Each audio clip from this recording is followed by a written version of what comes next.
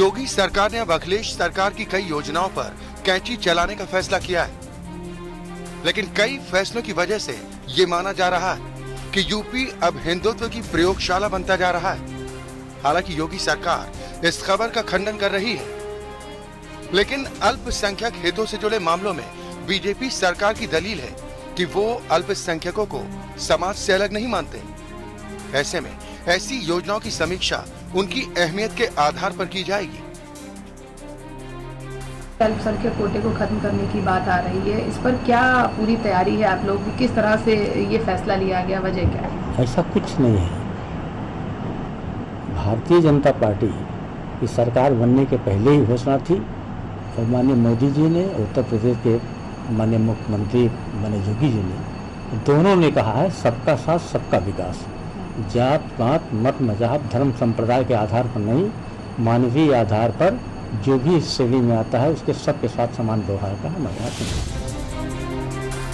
हैरानी की बात यह है कि केंद्र सरकार ने अल्पसंख्यक समाज के लिए अलग से नवोदय विद्यालय शुरू करने का ऐलान किया है।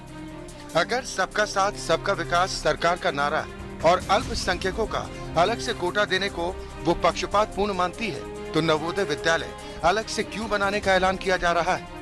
सबका साथ सबका विकास की नीति का पालन यूपी उत्तराखंड के चुनाव में उम्मीदवारों के चयन के समय क्यों नहीं किया गया?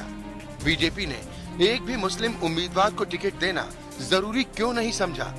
अगर बीजेपी मुसलमानों को अलग नहीं मानती, तो मालेगांव के निकाय चुनाव में 45 मुस्लिम प्रत्याशी मैदान में क्यों उतारे गए? यूपी में भी बीजेपी पर कथनी और करनी के फर्क का आरोप लग रहा है।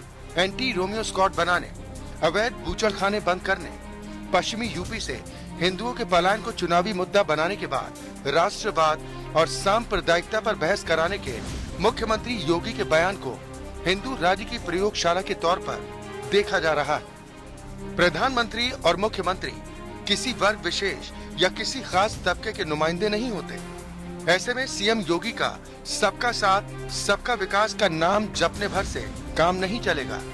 उन्हें अपने व्यवहार में भी समदृष्टि संभाव लाना होगा। यही राज धर्म है। लेकिन हैरानी की बात यह है कि योगी सरकार राज्य में अपराधी तत्वों पर काबू नहीं कर पा रही, बल्कि प्रदेश जाति युद्ध का मैदान बनता जा रहा है। योगी जी के राज में क्षत्रिय दलित संघर्ष जोर पकड़ रहा है।